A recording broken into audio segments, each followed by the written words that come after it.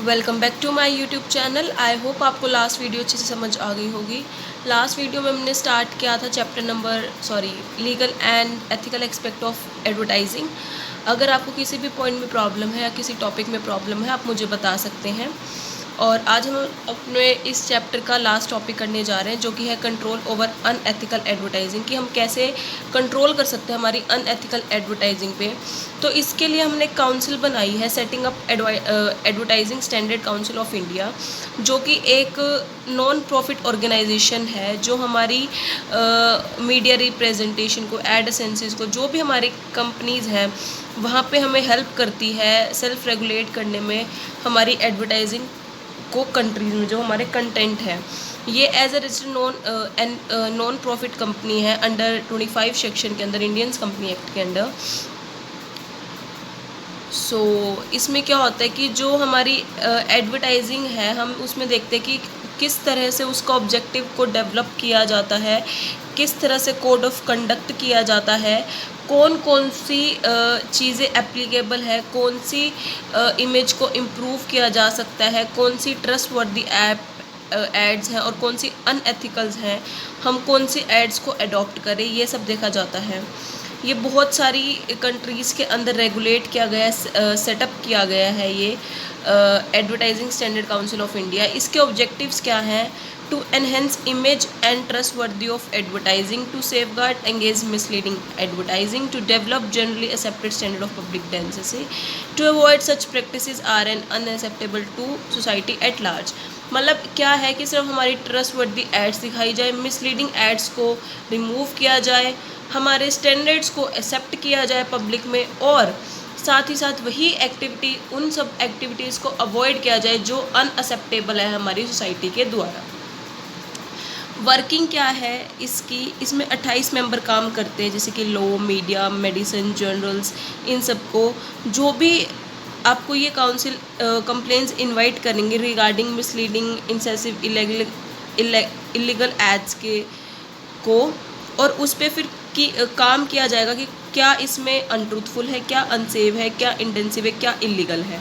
फिर ये सारी प्लेन्स एक शीट पेपर पे लिख के इन सब को हम लुक आफ्टर करके हम फ्री चार्ज नहीं करेंगे, हम इनसे पे करेंगे। जो भी इन्होंने व्हाट्सएप नंबर लॉन्च किया हुआ है, यहाँ पे हम अपनी कंप्लेन फाइल करेंगे और इनके ऊपर चार्जेस अप्लाई करेंगे, ताकि जो भी नुकसान हुआ है हमारी सोसाइटी का, उससे हमें पता चल सके। जैसे कि कंप्लेन रिसीव की काउंसलिंग से, फिर एड एजेंसी को कमेंट किया, बताया, प्रूफ लिए, फिर उसको रेफ़र करके एक्सपर्ट से ओपिनियन लेके उस कंप्लेन को करेक्ट साबित किया कि वो सही है, फिर उस ऐड को विड्रॉ किया गया, और फिर एश्योर दिया गया कि ऐसी एड्स रिसीव नहीं होंगी, मीडिया को ऐसी ऐड दिखाने का कोई राइट नहीं है, और फिर उस डिसीजन को कन्वे किया गया। और इन्होंने अपना एक स्लोगन लिखा हुआ है, झूठ बोले advertising standard council of India काटे। तो दिस इज़ अ कैंपेन जो इन्होंने डिसेंसिव एड्स के लिए लिखा हुआ है। जो भी हमारी ऐड की जाती हैं, सेल्फ रेगुलेट एड्स हैं, जो भी हैं हमारी गलत ऐड हैं, उनको ये रिमूव करती हैं और आपको एक बेस्ट ऐड आने का, एक अच्छी एडवर्टीज़मेंट आने के लिए उनको प्रोत्साहित करती है।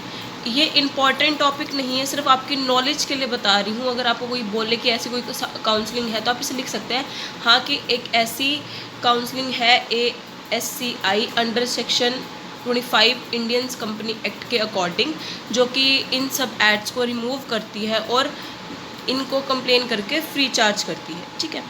Code for self regulation on advertising adopted by ACL।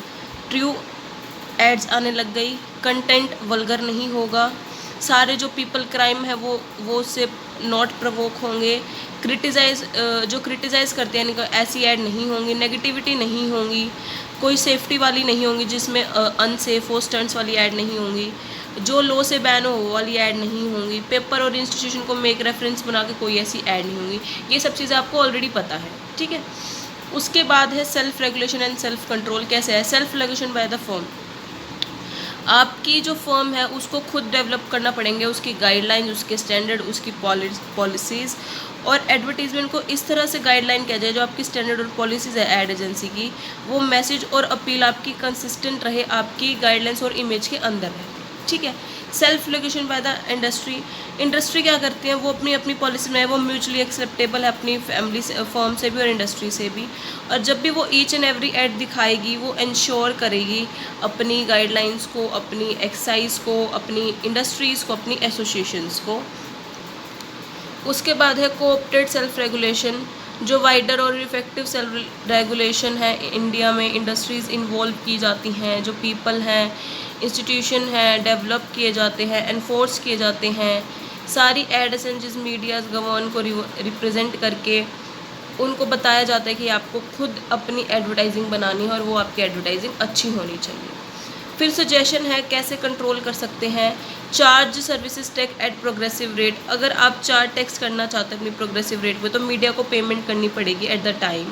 जो भी एडवर्टीजमेंट होती हैं वो आपकी गवर्नमेंट पे ही डिपॉजिट होती हैं, जो भी उसका अमाउंट होता है इंक्रीज़ डिक्रीज़ होना सब गवर्नमेंट के हाथ में होता है। अगर स्मॉल मीडिया एडवर्टाइजिंग है तो सर्विसेज टैक्स आपको लोअर रेट पे करना पड़ेगा, कंपनीज़ करे तो ह्यूज अमाउंट पे करना पड़ेगा, वो डिपेंड करता है आप किस तरीके से कर रहे हो।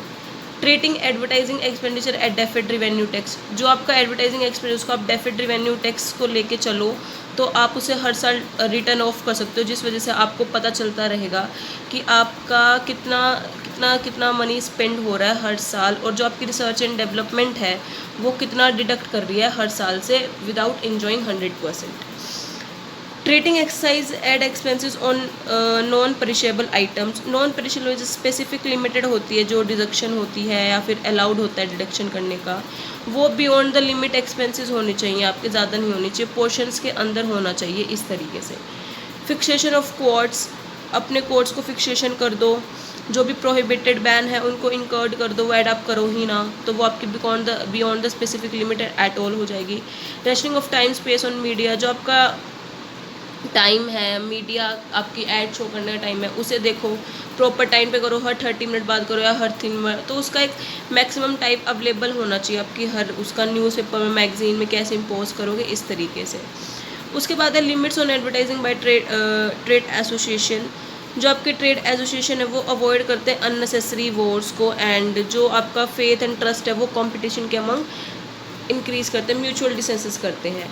Suggestions for controlling unethical and dissenting ad, reveal the truth, ट्रूल को रिवूट करती है, प्रॉपर एविडेंस देती है, गारंटीज एंड वारंटीज देती है, बेट अवॉर्ड्स एड्स को अवॉइड करती है, एंडोर्स करती है कि आपको रियल एंड ऑनेस्ट ओपिनियंस मिलेंगी, रियल एक्सपीरियंस मिलेगा।